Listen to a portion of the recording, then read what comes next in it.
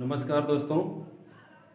कल की श्रृंखला में हम लोग संधि के अर्थ के बारे में, संधि की परिभाषा के बारे में और संधि के प्रकार के बारे में अच्छी तरह से पढ़ लिए थे।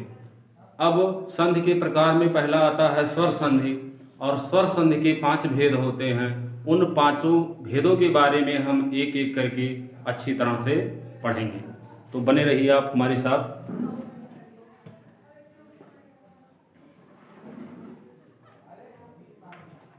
पहला आता है दीर्घ संधि।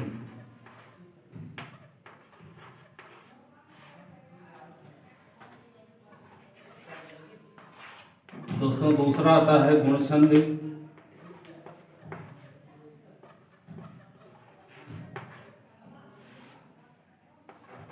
तीसरा है वृद्धि संधि।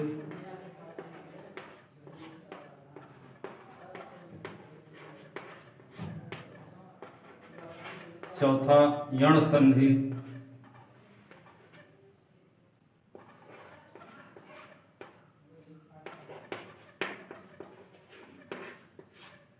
और 5वां है अयाद संधि।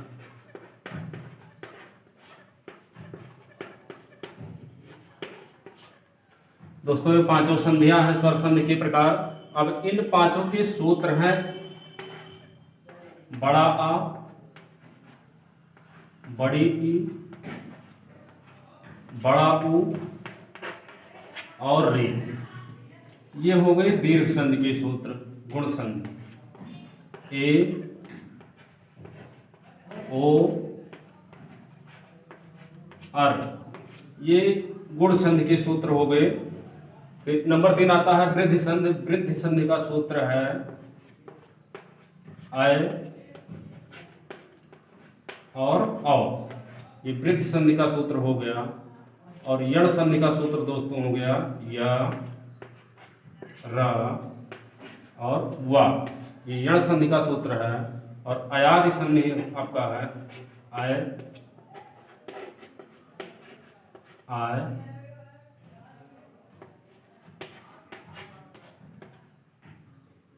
अव, आओ। दोस्तों ये दीर्घ संधि का सूत्र है छोटा आ, बड़ा आ, बड़ी ई, बड़ा ऊ और री। गुण संधि का सूत्र है दोस्तों ए, ओ, अर। वृद्धि संधि का सूत्र है दोस्तों ए, अय, औ। यण संधि का सूत्र है दोस्तों या, र, व। और अयादि संधि का सूत्र है दोस्तों अय, आय, अव, आव। दोस्तों ये सूत्र आपके संधि में बहुत ही महत्वपूर्ण भूमिका निभाते हैं। अगर इन सूत्रों को आप अच्छी तरह से याद किए रहेंगे तो कभी भी आपसे कोई भी संधि गलत नहीं हो सकती। अब इन वर्णों को जो है आप अलग करना भी जानेंगे कि ये वर्ण किन किन वर्णों से मिलकर बना है। जब उन वर्णों को आप अलग करके फिर एक में जोड़ करके समझ जाएंगे कि ये वर्ण इन इन वर्णों से मिलकर बना है और ये सूत्र आपको मालूम होगा, याद रहेगा, तो कभी भी संधि आपसे गलत नहीं होगी। अब जैसे आपका दीर्घ संधि आता है। अब दीर्घ संधि में आपके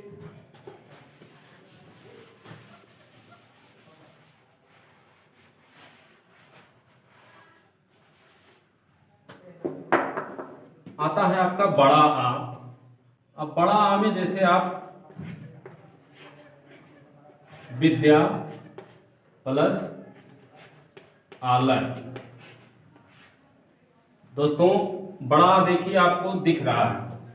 जब विद्या आप अलग करेंगे विद्यालय को तो यहां बड़ा आ आपको दिखाई दे रहा है। और उसके बाद जब आप अलग किए इसको आलय के रूप में तो यहां भी आपका बड़ा आ दिखाई दिया। तो कल हम आपको बताए थे दोस्तों कि बड़ा आ और बड़ा आ मिल करके ही बड़ा आ का निर्माण होता है। चाहे छोटा आ मिलेगा या बड़ा आ बड़ा मिलेगा या बड़ा आ या छोटा आ मिलेगा, तभी आपका किसका निर्माण होगा? बड़ा आ का होगा। तो अब बड़ा आ और बड़ा आ का दिखाई दे रहा, तो दोनों मिलके बड़ा आ का निर्माण हुआ। तो अब दोस्तों देखिए बड़ा आ आपको दीर्घ संधि में आपको दिखाई दे रहा है, इसलिए हम इस शब्द को दीर्घ संधि मानेंगे। इसके बाद आपका आता है बड़ी ई। अब बड़ी ई का उदाहरण आप देखेंगे, जैसे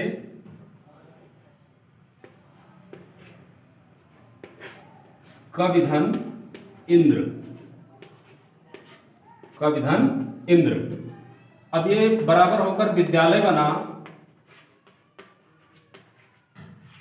दोस्तों एक विशेष ध्यान देना है आपको संधि करते समय। जब भी आप संधि करें तो आप ये देखें, जब आप शब्दों को दो वर्णों में अलग करेंगे तो आप ये ध्यान दीजिए क्या पहले वाला शब्द और दूसरा वाला शब्द आपका सार्थक हो रहा है या नहीं हो रहा है।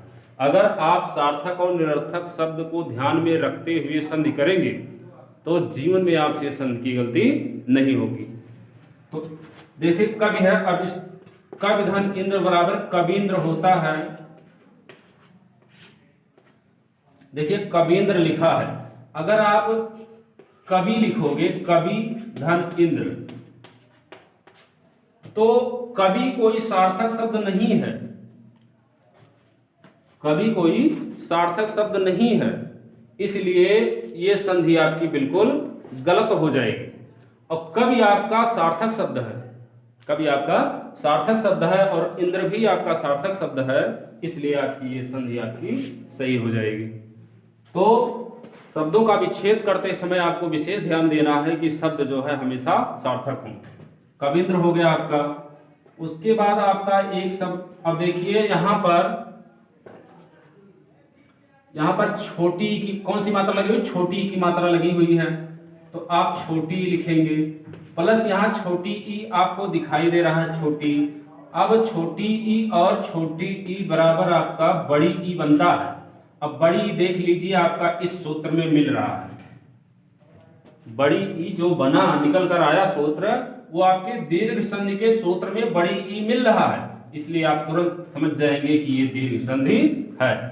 अब आता है ऊ की बात। देखिए भानु, भानुधन उदय, भानुधन उदय बराबर भानुदय। दोस्तों देखिए इसमें छोटा ऊ का मात्रा आपका लगा हुआ है, छोटा ऊ का मात्रा लगा हुआ है और छोटा ऊ आपका दिखाई दे रहा है, यहाँ छोटा ऊ दिख रहा है आपका। तो छोटा ऊ और छोटा ऊ मिल करके आपका बड़ा ऊ का निर्माण करता है, जो बड़ा ऊ आपका यहाँ सूत्र में दिख रहा है। मित्रों जब यहाँ आपको छोटा ऊ दिख रहा है, छोटा ऊ यहाँ मिल गया, तो छोटा ऊ और छोटा ऊ मिल करके बड़ा ऊ का निर्माण किया और बड़ा ऊ आपका दीर्घ संधि के सूत्र में आपको दिखाई दे रहा है, इसलिए बिना झिझक किए हुए इसको भी आप दीर्घ संधि की श्रेणी में रख सकते हैं।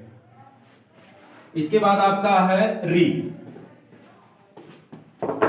अब री आपका जैसे एक शब्द है पितृ, पितृधन ऋण, पितृधन ऋण। अब इसको जब आप जोड़ेंगे तो हो जाएगा पितृण,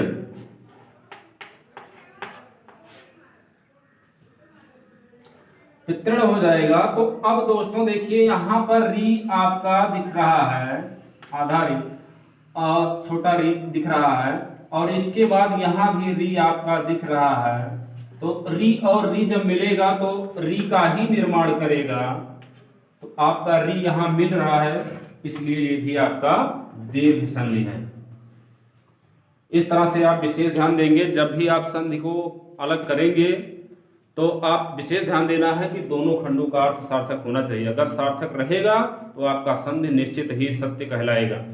तो ये रहा दीर्घ संधि का उदाहरण। अब हम आते हैं गुण संधि पर।